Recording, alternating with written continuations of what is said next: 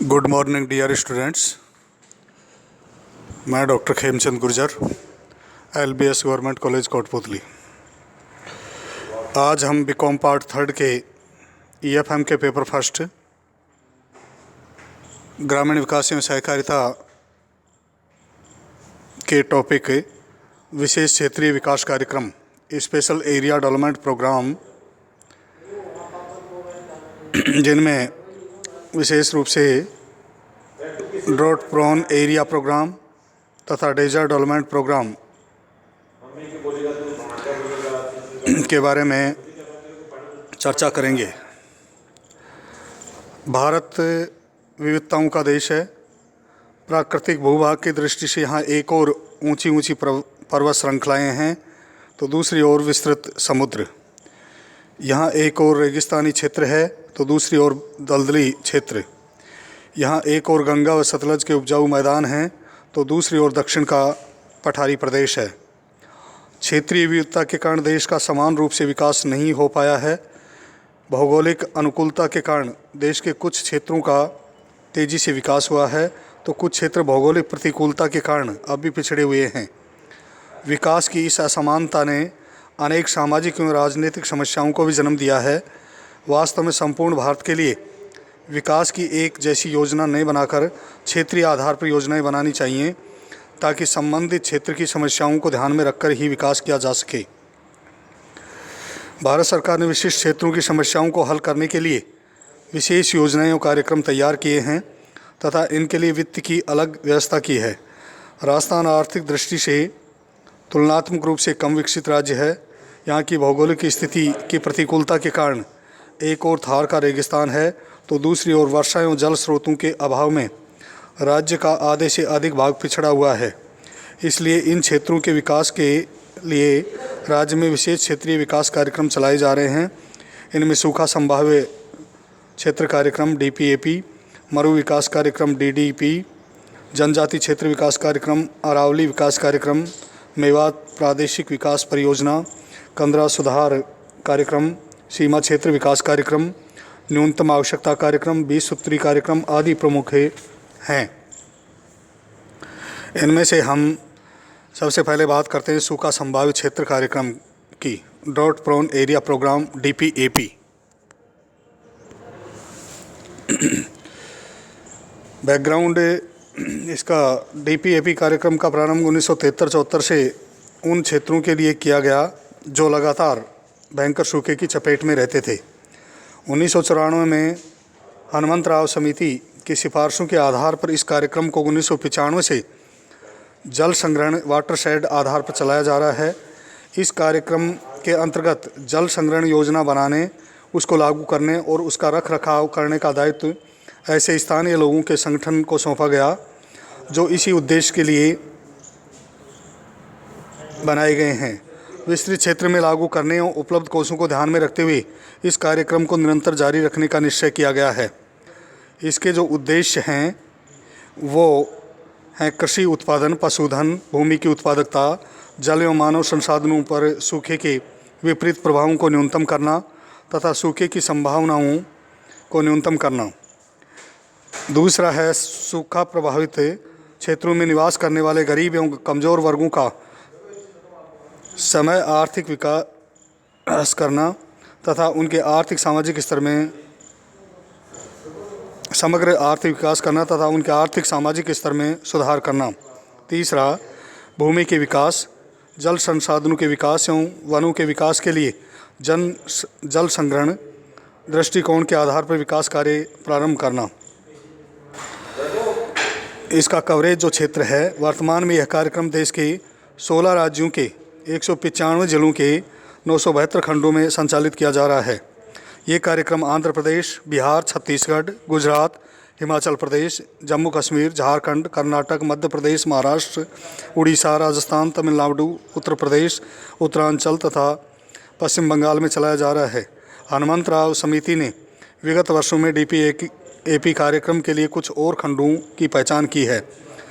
कोषों की व्यवस्था DPAP कार्यक्रम की शुरुआत से लेकर 1999 तक इसकी वित्त व्यवस्था में केंद्र व राज्य सरकार का योगदान 50-50 के अनुपात में रहा था। 1 अप्रैल 1999 से इसकी वित्त व्यवस्था में केंद्र सरकार का भाग 75% तथा राज्य सरकार का भाग 25% कर दिया गया है। यह व्यवस्था 1999-2000 से प्रारंभ हो गई है। अप्रैल 1999 से पूर्व स्वीकृत परियोजनाओं के लिए कोष की व्यवस्था पूर्ववत 50-50% रखी गई है। डीपीएपी के अंतर्गत विभिन्न कार्यक्रम की वित्त व्यवस्था समस्या की गंभीरता के अनुसार अग्र प्रकार निर्धारित किया गया है।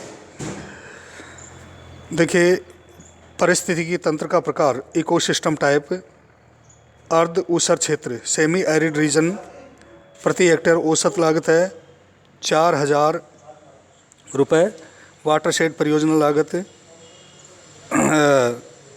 20 लाख रुपए। शुष्क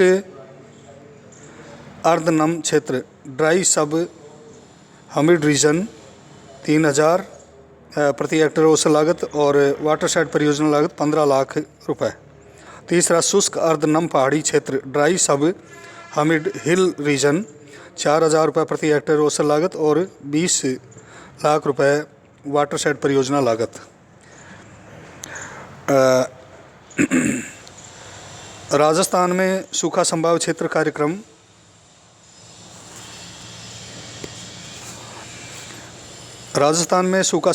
कार्यक्रम डीपीएपी केंद्र प्रवर्तित स्कीम के रूप में वर्ष 1974-75 से प्रारंभ किया गया था। कार्यक्रम की वित्त व्यवस्था में केंद्र व राज्यों का हिस्सा 75:25 रखा गया है। वर्तमान में यह कार्यक्रम राजस्थान के 11 जिलों में यथा अजमेर, बांसवाड़ा, बारां, भरतपुर, डूंगरपुर, झालावाड़, करौली, कोटा, सवाई माधोपुर, टोंक एवं उदयपुर के 32 खंडों में कार्यान्वित किया जा रहा है। सूखा संभाव्य क्षेत्र कार्यक्रम का उद्देश्य सूखे की संभावना वाले क्षेत्रों में सूखे के प्रभाव को कम करने की क्षमता उत्पन्न करना, रोजगार उपलब्ध कराना एवं इन क्षेत्रों में बसने वाले गरीब परिवारों की आय में वृद्धि करना है। कार्यक्रम के अंतर्गत ग्रामीण क्षेत्रों में ऐसे विकास कार्यक्रम आयोजित किए जाते हैं जिनसे सूखे के प्रभाव को कम किया जा सके। सूखा संभाव्य क्षेत्र कार्यक्रम के अंतर्गत संबंधित जिलों में मिट्टी व नमी का संरक्षण, जल संसाधनों का विकास, वृक्षारोपण, पशुओं के लिए पीने का पानी व चारे की व्यवस्था तथा मछली विकास आदि कार्यों को प्राथमिकता दी जाती है। डीपीएपी राज्य के उदयपुर, डूंगरपुर, बांसवाड़ा, कोटा, बारां, भरतपुर, डूंगरपुर, झालावाड़, टोंक, सवाई माधोपुर, अजमेर जिले में चल रहा है। इस कार्यक्रम में कोष खंड के क्षेत्रफल के आधार पर प्रदान किए जाते हैं।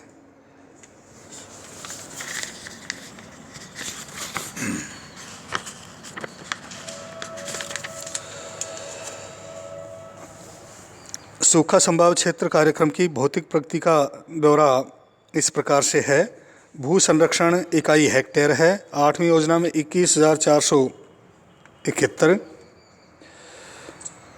और 90-91 में 5,574, 91 में 4,755 और 8वीं योजना का लक्ष्य 63,258 था। अतिरिक्त सिंचाई क्षमता के सृजन के संदर्भ में और वन रोपण एवं चारा विकास के संदर्भ में भी आंकड़े आपके सामने उपलब्ध हैं। सूखा संभाव्य क्षेत्र कार्यक्रम के अंतर्गत वन विकास, जल संसाधन विकास, चारा उत्पादन, जल एवं भू संरक्षण तथा जल प्रदाय कार्यों को शामिल किया गया है। इस कार्यक्रम के अंतर्गत संबंधित खंड के क्षेत्रफल के आधार पर कोष प्रदान किए जाते हैं। इस कार्यक्रम पर 7वीं योजना में 23.78 करोड़ रुपए तथा 90-91 में 6.47 करोड़ रुपए व्यय किए गए। 95-96 में लगभग 13 करोड़ रुपए व्यय का अनुमान था। इसमें प्रत्येक 500 हेक्टेयर वाटरशेड जल ग्रहण क्षेत्र पर 4,000 रुपये व्यय करने का प्रावधान रखा गया। 8वीं योजना में इस कार्यक्रम पर 73.80 करोड़ रुपये व्यय का प्रावधान रखा गया। जहाँ तक वर्तमान स्थिति का प्रश्न है, इस कार्यक्रम का मुख्य उद्देश्य सूखा ग्रस्त क्षेत्र में प्राकृतिक संसाधनों का अधिकतम उपयोग करते हुए आर्थिक विकास करना तथा सूखे के प्रतिकूल प्रभावों को कम करके संतुलन बनाए रखना है। संसाधनों यथा पानी एवं भूमि के समान वितरण के माध्यम से आर्थिक एवं सामाजिक वर्ग के कमज़ोर वर्गों की स्थिति में सुधार लाने पर विशेष बल दिया जाता है। आज हम इतना ही लेते हैं। अगले व्याख्यान में इसी क्रम में हम मरु विकास कार्यक्रम डेजर्ट डेवलपमेंट प्रोग्राम DDP के बारे में विस्तृत रूप से चर्चा करेंगे। इसी के साथ आप सभी को बहुत बहुत धन्यवाद।